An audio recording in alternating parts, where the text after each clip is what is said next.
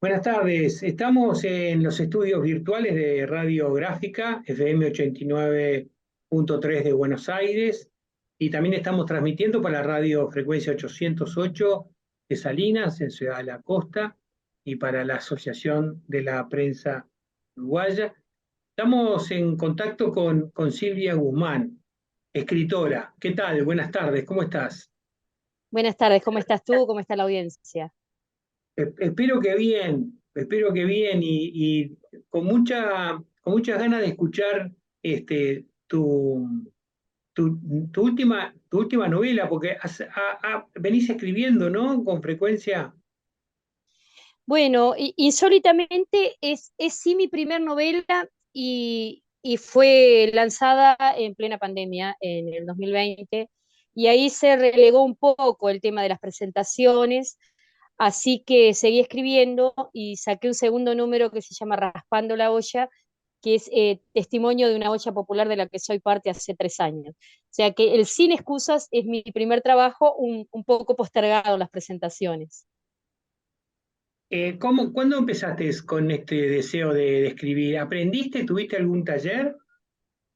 Bueno, sí, talleres de literatura hice con Lauro Marauda, hice con Arbeleche, pero insólitamente la novela yo ya la tenía escrita en cajones, guardada desde hacía muchos años. Es una historia de vida, es mi historia de vida, en un entorno de muchísima violencia intrafamiliar.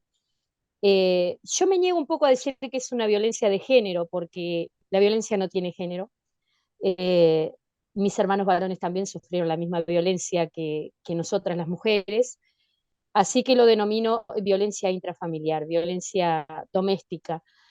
Y sabía desde muy temprana edad que mi tarea era denunciar, que mi tarea era escribir, y más allá de que participé en concursos, de que gané algunos, de que escribí cuentos para niños, yo tenía ese tapón emocional que hasta que no saliera la novela, yo sentía que tenía barreras que me impedían seguir creciendo como escritora. Así que salió el Sin Excusas y ahí sí me destapé y ya voy perfilando el cuarto libro.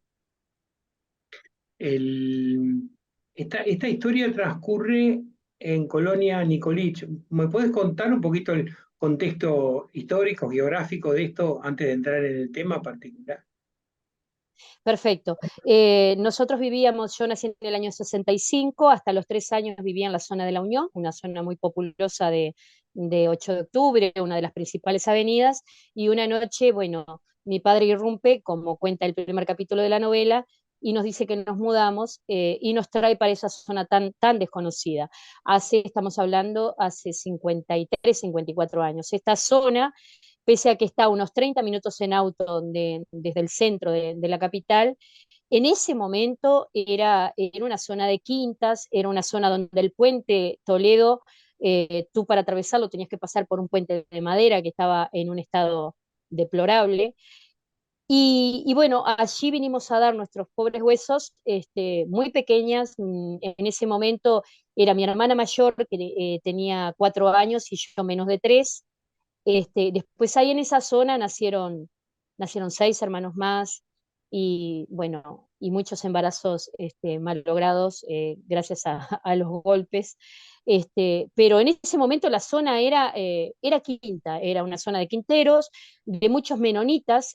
Ahora estuvimos en estos días la presentación de esta misma novela en el comunal de Colonia Nicolich y allí Liber Moreno, el alcalde, me regala un libro donde habla, que lo escribió él, que habla de la historia de Colonia Nicolich mucho antes de que yo naciera, y estuvo bien interesante, porque yo tenía un desconocimiento bastante regular de lo que era la zona antes de yo llegar ahí, ¿verdad? Pero sí, una zona de quinteros, menonitas, gente que vino a laburar duro, y bueno, nada que ver con lo que es hoy, donde hay una ruta 102 hermosa, doble vía, está el estadio de Peñarol, tenemos zona América, donde arranca la 102, o donde por lo menos antes nacía, ahora se hizo todo el anillo perimetral.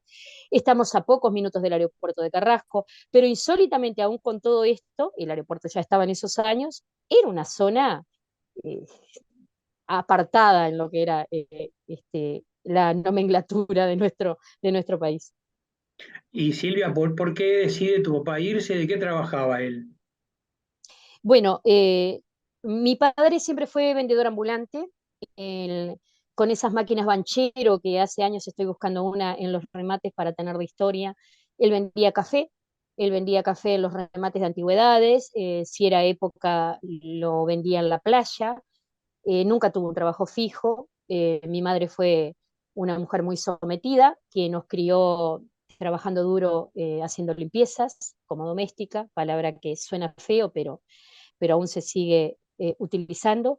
Este, y bueno, mi padre se va de esa zona de la Unión porque no se podía pagar el alquiler, y por eso fue el traslado a oscuras y en la noche, cuando la dueña, que vivía a pocas casas, no vio el traslado, ¿verdad?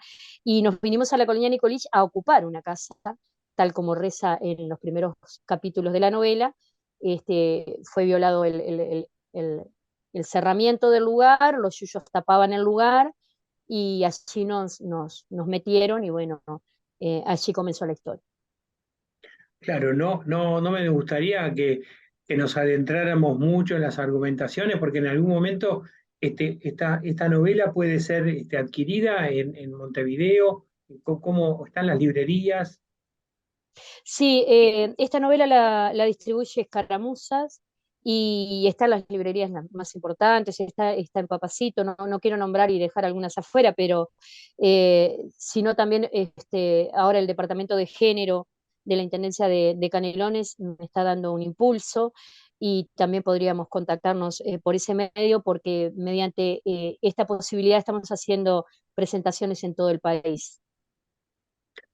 Contame alguna de las cosas que podríamos revelar sin dejar el suspenso de quererlo leer directamente. Bien, yo podría decir que fue lo más parecido a un gueto. No exagero.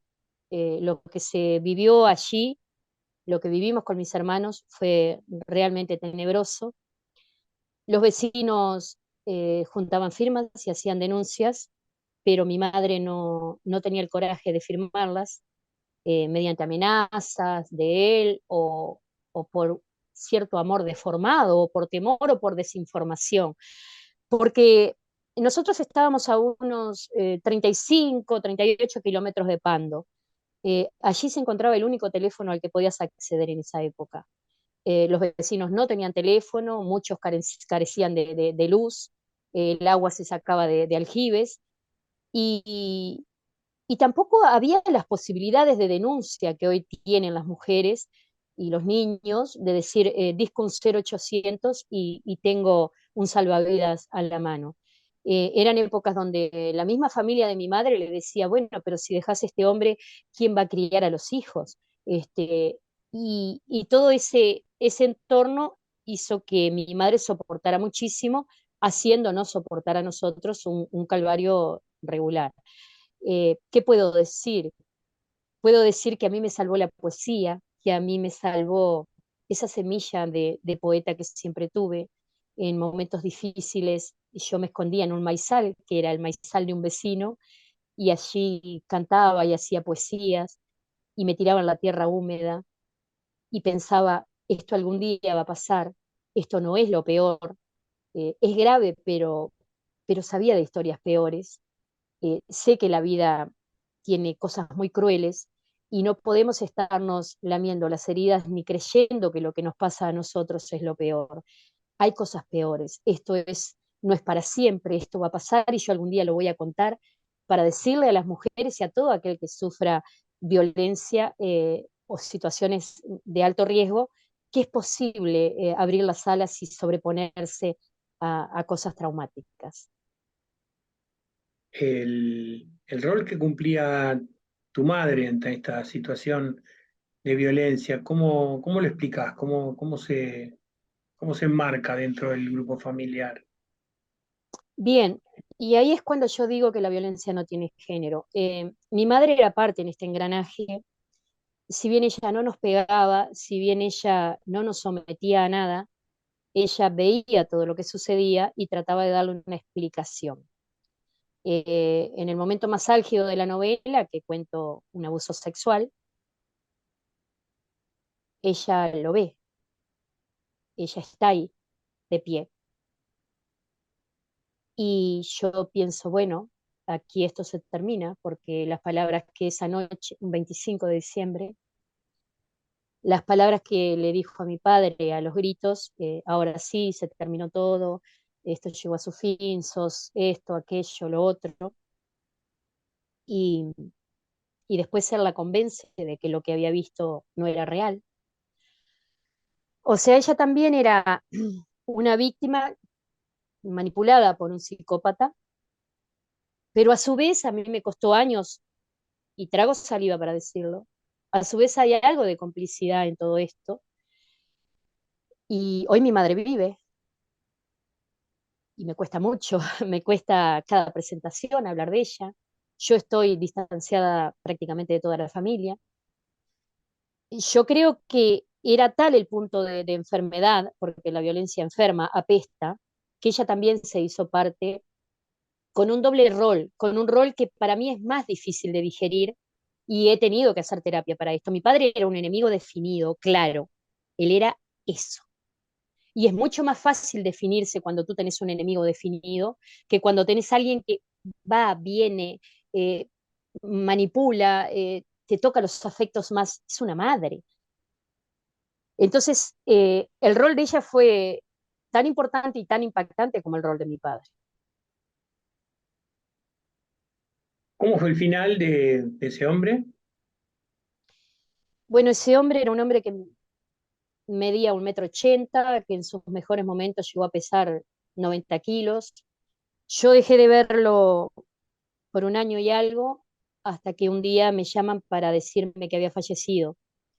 Y fui la única de 8 hermanos que aceptó acompañar a mi madre a ese velatorio. Yo entré y dije, no, no es él.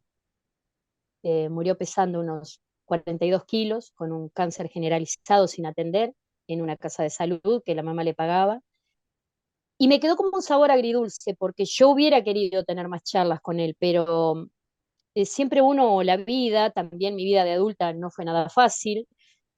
4 hijos, 3 matrimonios, desalojos, traslados.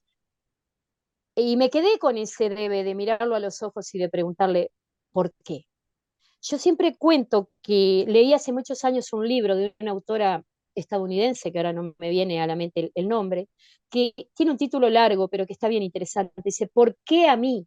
¿Por qué esto? ¿Por qué ahora? Y en ese libro eh, hace una serie de preguntas a los presentes, la mujer era psicoterapeuta, entonces decía, bueno, acá tenemos un caso de un niño de 5 años que fue abusado por el tío, que los padres no le creyeron, entonces, bueno, a ver, ¿qué haríamos con este niño? Y todo el mundo dice, uy, hay que darle todo el apoyo, sí, equipo multidisciplinario, sacarlo de esa locura, ayudarlo. Bien, perfecto. Pasemos a otro capítulo. Y la mujer sigue relatando y entonces llega un momento que dice, bueno, acá tenemos un hombre que le fue bien en lo económico, que tiene un buen auto y que sale por las noches a buscar chicas y ve que cada vez necesita chicas y chicos más jóvenes, ¿no? Hasta que termina transgrediéndolo todo y raptando niños de 8 o 9 años, los viola y los deja tirados a la orilla del camino. ¿Qué hacemos con este hombre? Entonces la gente dice, matarlo, cortarle los testículos, colgar, en fin, darle cadena perpetua, hacerle el proceso químico. Bien, este hombre es el mismo niño de 5 años que hace un rato queríamos salvar. ¿Por qué traigo esto a colación? Porque yo tengo casi la certeza de que mi padre en su infancia también fue abusado. Y el abuso, al igual que la violencia, es contagiosa. Uno sale enojado de la casa, llega enojado al trabajo, le habla mal al compañero, el compañero sale de ahí, le habla mal al otro compañero, terminamos, como decía Galeano, pateando el perro, hasta que alguien te toma y te dice, paremos, ¿qué está pasando? Trabajemos sobre la temática. Saquemos a la luz tanto dolor, raspemos hasta el hueso esta infección. Y ahí empezamos recién el proceso de sanación. Yo no justifico a mi padre, para nada, pero estoy convencida de que él también fue criado por un abuelo violento, un abuelo que había violado a sus 3 hijas mujeres. O sea, es muy factible que también haya abusado de él y que él no supo cómo procesar eso y se llenó de odio y siguió dando odio. Entonces es un tema que yo dije, tenemos que poner un punto final, porque también esas historias con mis hermanos y en un futuro, que no quiero hablar de eso ahora, pero también se siguieron repitiendo. ¿Hasta dónde vamos a repetir el patrón? Hasta que tengamos la honestidad de decir, sentémonos y hablemos, porque no es un tema que nos guste, es un tema que nos va la vida en él.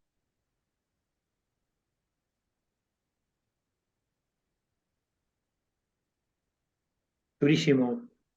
Que me sorprendió también en un momento decís que hasta la familia, el resto de la familia también hubo como una complicidad en esto y un alejamiento de ti por escribir y por revelar esto. Sí, yo me sigo viendo con todos mis hermanos, me sigo viendo con mi madre, pero es una relación muy fría, muy distante. Por ejemplo, el otro día hice la presentación de la novela y estábamos a 15 cuadras de donde vive mi madre y de donde viven varios de mis hermanos. Fue un dolor, no fue nadie. Yo he tenido más de 10 presentaciones de esta novela, con canto, con espectáculo, con... Nadie quiere hablar del tema. Bueno, Silvia sacó la novela, hicimos lo posible antes de que la sacara a la luz, de convencerla de que no era conveniente. Hay cosas que en la familia no se saben. Hay sobrinos míos que si no leen la novela no se enteran de una cantidad de cosas. O sea, hay todo como una complicidad de decir, bueno, me crié escuchando, los trapitos sucios los limpiamos en casa. Cuando yo era una pancarta denunciando, porque sabía que era la única forma de intentar salvarme. Entonces hay como implícitamente un alejamiento hacia mí, no es algo frontal, porque de la otra parte, cuando no se tiene argumentos, tampoco tenemos la capacidad de afrontar y decir, pucha, estás mintiendo o estás exagerando. No, no, no, no, no existe esa posibilidad. Si hay como un distanciamiento y un, bueno, de esto no hablemos, si hay un cumpleaños, viene Silvia, es la piedra de la discordia, la atendemos, sí, pero no toquemos temas profundos. Nadie ha leído la novela de mi familia. Mi madre se niega a mirarle la tapa a la novela.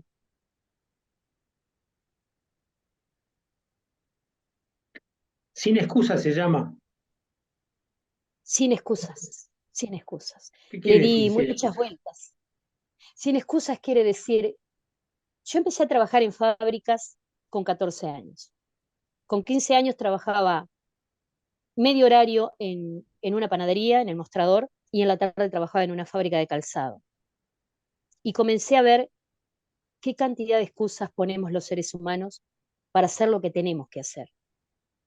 Me cansé de oír mujeres que no tenían buenas actitudes para conmigo, que era una niña, y decían que ellas eran así porque la abuelita le había tirado del pelo, o porque ella había soñado con ser la única hija, o porque tal trauma la... Y yo dije, me harté de excusas.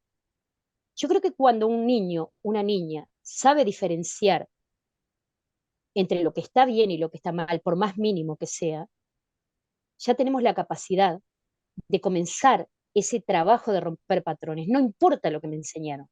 Si lo que me enseñaron está mal, yo lo voy a revertir. Y poner excusas es la forma más liviana de decir, no me hago cargo de mi vida. Yo no puedo poner excusas. Yo podría decir, uy, por la vida que tuve, estamos hartos de escuchar. ¿Y qué esperabas? Mirá cómo se crió. Mirá el hermano que tiene. Mirá la madre que tiene. No, no hay excusas. Uno tiene 5 o 6 años y sabe diferenciar un caramelo de una piedra. Ya ahí tenemos que empezar en esa tarea introspectiva, muy dura, de decir, no importa lo que me dijeron.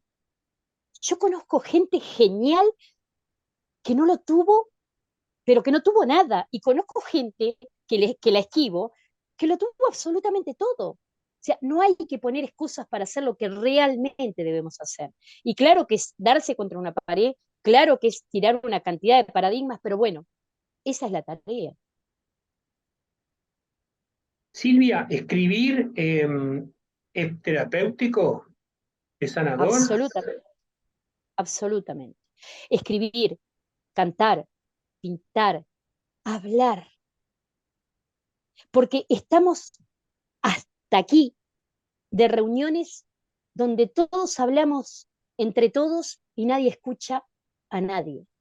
Yo soy un apóstol de decir, de generar reuniones donde hablemos, pero que hablemos cosas que realmente nos va la vida.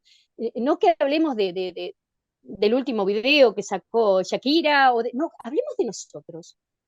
Hablemos de cosas que nos duelen, hablemos de daños que tenemos si los tenemos encajonados, hablemos de nuestros errores, porque también yo los tuve, fui aprendiendo, en la marcha fui aprendiendo qué está bien y qué está mal, o por lo menos eso creo, pero sobre todo hay que tratar de ser cada día un poquito menos hipócrita, y eso es una muy, muy dura tarea, y coherentes, que el ser coherente es una materia que todos los días doy el examen. Silvia Guzmán, ha sido un gusto conocerte y creo que la semana que viene te vamos a llamar para conversar sobre el libro Raspando la olla. Perfecto, quedo a las órdenes y gracias por la nota, gracias por el afecto que se sintió a través de este frío aparato. Ha sido un placer para mí, muchísimas gracias. Para mí también, un gusto. Abrazo.